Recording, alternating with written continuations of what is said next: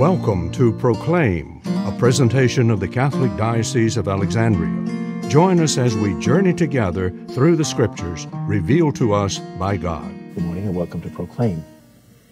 In both the example that we've already heard of the seed growing silently on its own, we're told very clearly that the kingdom of God is somehow a part of that. The parable of the sower, we weren't told that. We were just told the parable. The parable of the mustard seed, again, is going to tell us about the kingdom of God. He said, "To what shall I compare the kingdom of God? Or what parable can we use for it?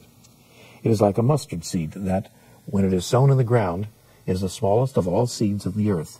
But once it is grown, it springs up and becomes the largest of plants and puts forth large branches so that the birds of the sky can dwell in its shade."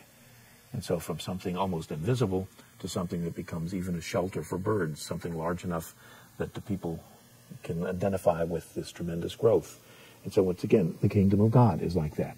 Initially so small and insignificant, almost able to be crushed by the power of Rome, but in spite of that, it continues to grow, to yield, and to make itself present throughout the world, throughout the centuries.